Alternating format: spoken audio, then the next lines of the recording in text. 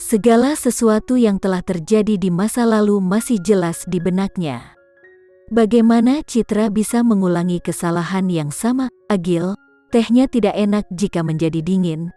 Citra mengubah topik dengan tenang. Kurang ajar. Kesal dengan sikap bodoh Citra, Agil mengangkat tangannya dan menamparkan wajahnya. Hampir segera, sidik jarinya muncul di wajah Citra. Wajahnya bengkak dan sudut mulutnya berdarah. Agil tanpa ampun. Agil pergi dan menyentuhnya yang bengkak. Kemudian, Citra dengan cepat mengangkat tangannya untuk menamparkan punggung Agil. Namun, begitu tangannya terangkat, Citra ditangkap oleh Agil.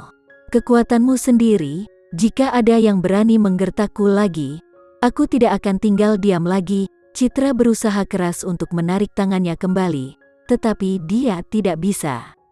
Memegang pergelangan tangan Citra dengan erat dan berkata, "Citra, jangan lupa, aku punya kendali penuh atas dirimu.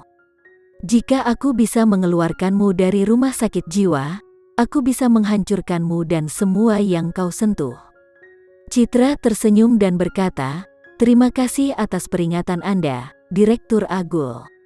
Aku tahu, iya, dia harus hidup dengan baik." Agil tahu kelemahannya, jadi Citra dengan patuh melangkah mundur. Agil menariknya ke dalam pelukannya dan menciumnya dengan keras. Baru setelah mereka hampir kehabisan napas Agil melepaskannya. Agil berkata dengan dingin, "Citra, apakah kamu suka atau tidak, kita berdua berada di kapal yang sama. Jika kapal terbalik, tidak ada yang bisa bertahan. Dan tidak akan ada yang bisa melarikan diri." Citra tahu bahwa dia ingin mengendalikannya dan menyeretnya ke dalam kekacauannya juga, sehingga dia tidak bisa melakukan apapun padanya di belakangnya. Dia hampir mati beberapa kali, tetapi dia masih bisa hidup sekarang. Dia menghargai hidupnya, jadi dia tidak bisa hanya berdiri dan menonton sesuatu yang terjadi padanya. Citra datang kepadanya karena dia punya rencana dalam pikirannya, tetapi dia dibungkam sebelum dia bisa melakukan atau menyarankan sesuatu yang telah dikacaukan oleh Agil sebelumnya. Citra kemudian memperbaiki rambut keritingnya yang panjang. "Agil, kamu memiliki harta di tanganmu. Harta ini dapat membantumu melakukan banyak hal yang tidak dapat kamu lakukan. Kamu tidak tahu bagaimana memanfaatkan harta ini dengan baik, sebaliknya kamu setuju untuk melepaskannya." Mendengar kata-kata Citra, Agil berkata dengan penuh semangat, "Apakah kamu mengacu pada Hendra Guna? Apakah Citra berbicara tentang Hendra Guna? Siapa lagi, selain dia?" Citra berdeham dan melanjutkan, "Rencana sempurnamu tidak membuat Rendech jatuh ke dalam perangkapmu dengan menggunakan Hendra Guna, kau bisa memancingnya. Fakta bahwa orang ini masih hidup dan itu mengacaukan pikirannya.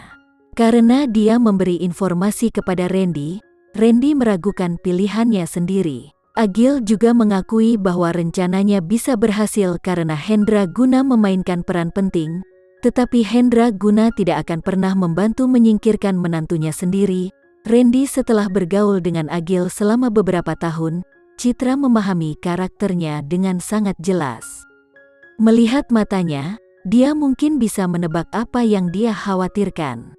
Citra menatapnya dan berkata, "Kali ini, tapi bagaimana kamu menggunakannya untuk memancing Randy ke pulau, alat yang paling berguna bagi kita untuk menghadapi Randy?"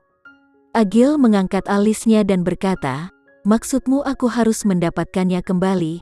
Citra menggelengkan kepalanya dan berkata, "Tidak, kamu tidak perlu mendapatkannya kembali. Selama kamu tahu keberadaannya, tetapi kamu tidak menghubunginya, kamu dapat memastikan bahwa orang-orang Randy dan Agam tidak akan menemukannya juga." Setelah mendengarkan kata-kata Citra, mata Agil menunjukkan ekspresi penghargaan. Benar saja, dia tidak salah menilai. Citra memang seorang wanita yang berpikiran cepat. Beberapa tahun yang lalu, Agil secara tidak sengaja menemukan tanggal 15 bahwa Hendra masih hidup. Jadi dia memberikan beberapa bantuan kepada Hendra Guna. Dia mengatakan bahwa dia akan membantu Hendra Guna untuk membalas dendam, Tetapi sebenarnya, dia hanya ingin menggunakan Hendra Guna untuk berurusan dengan Randy. Dalam beberapa tahun terakhir, Hendra Guna telah melakukan banyak hal secara rahasia, seperti menggali penjara bawah tanah di bawah villa keluarga Sanjaya, dan sebagainya. Ini semua didukung secara finansial oleh Agul. Jika dia tidak punya uang, akan ada banyak hal yang tidak bisa dia lakukan. Apa yang bisa dilakukan Hendra Guna yang tidak berdokumen? Adapun bagaimana Hendra memasuki wilayah militer kota Jakarta, dan bagaimana dia menakuti Tuan Tuas Sanjaya palsu sampai mati, Tuan. Ahul tidak tahu yang sebenarnya karena Hendra Guna tidak mau memberitahunya.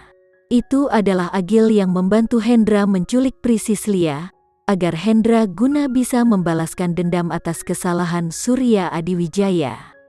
Namun pada akhirnya, Hendra tetap berhati lembut dan melepaskan Priscilia. Memikirkan hal ini, Agil mencibir. Jika Hendra Guna bisa melepaskan Priscilia, itu sama saja dengan menggali kuburnya sendiri dan mengundang Agam untuk membunuhnya. Demi Putri Bramasta, Rendek akan mencoba yang terbaik untuk melindungi Hendra Guna, dan untuk Priscilia, Agam akan melakukan apa saja untuk menemukan si pembunuh. Ini pasti akan menunjukkan konflik kepentingan antara Agam dan Randy. Akan menyenangkan melihat mereka memiliki konflik satu sama lain. Hujan turun selama 2 hari terakhir. Cuacanya tidak terlalu bagus, seolah ada awan gelap menutupi langit di atas villa keluarga Sanjaya. Keisa Putri sudah demam selama beberapa hari.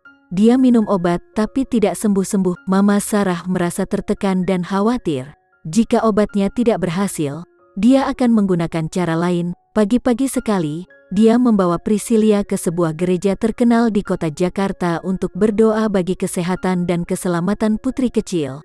Kebetulan, setelah Mama Sarah berdoa, demam Keisa Putri benar-benar mereda keesokan harinya. Suhu tubuhnya tidak naik lagi dan dia terlihat jauh lebih baik. Meskipun wajah Keisa Putri tidak semerah muda dan selembut biasanya, dia masih terlihat jauh lebih baik dari sebelumnya. Melihatnya berangsur-angsur pulih, seluruh keluarga senang. Setelah demamnya berhenti, Keisa Putri menjadi sadar dan waspada. Dia berbaring di tempat tidur dan mengamati orang-orang di sekitarnya dengan cermat. Papa, putri kecil memanggil papanya untuk pertama kalinya dalam beberapa hari. Dapat dilihat bahwa papanya adalah yang paling penting di hatinya. Iya sayang, Randy mengangkatnya dan dengan lembut berkata, sayang, apa kamu masih merasa sakit? Putri kecil menggelengkan kepalanya dan mengedipkan matanya. Kemudian, dia melihat ke arah Priscilia, yang ada di sampingnya, dan berkata, aku ingin bibi kecil memelukku. Priscilia tersanjung dan terkejut. Dia dengan senang hati mengambil putri kecil dan berkata dengan lembut, sayang, apakah kamu ingin makan sesuatu? Bibi bisa membelikanmu apa saja. Putri kecil bersandar di pelukan bibinya dan berkata dengan lembut, aku ingin makan stroberi. Segera Priscilia mengembalikan putri kecil kepada Randy dan pergi mengambil stroberi. Putri kecil berbaring dengan tenang di pelukan ayahnya. Dia tidak menyebutkan pelukan siapa yang dia inginkan selanjutnya. Selain Randy, Putri Bramasta juga ingin menggendong putrinya. Tetapi dia segera menarik tangannya. Biasanya, dia tidak terlalu memikirkan bagaimana putri kecil memandangnya. Tetapi pada saat-saat kritis seperti itu, dia bisa melihat siapa yang lebih penting di hati putri kecil dan dengan siapa dia berhubungan. Dalam beberapa tahun terakhir, ketika Putri Bramasta tidak bersamanya, Priscilia menemaninya seperti seorang mama. Jadi wajar baginya untuk dekat dengan bibinya. Putri Bramasta menghibur dirinya sendiri dalam diam. Sayang, Mama ingin memelukmu. Apa kamu mau memeluk Mama? Randy melihat mata Putri Bramasta yang kecewa. Jadi dia ingin menyerahkan putri kecil mereka kepadanya. Tetapi dia masih harus bertanya pada putri kecil terlebih dahulu. Iya, Ma. Putri kecil mengangguk. Dia tidak menolak juga tidak menunjukkan kegembiraan. Putri kecil tidak bersemangat. Tetapi Putri Bramasta sangat bersemangat. Dia mengambilnya dan mencium wajahnya. Sayang, Putri Bramasta memiliki banyak hal untuk dikatakan kepada si kecil. Tetapi dia tidak tahu harus berkata apa terlebih dahulu. Sekian dulu ya video kali ini, kita lanjutkan lagi videonya di lain waktu. Oh iya, bagaimana menurut kalian? Semoga bisa sedikit menghibur kalian semua. Untuk teman-teman yang baru nonton, jangan lupa subscribe ya, hehehe. Dan kalau teman-teman ada yang ingin gabung langganan, bisa langsung gabung saja untuk dapat fitur yang menarik dan sedikit membantu Mimin. Terima kasih banyak sudah menonton, sampai jumpa lagi, bye.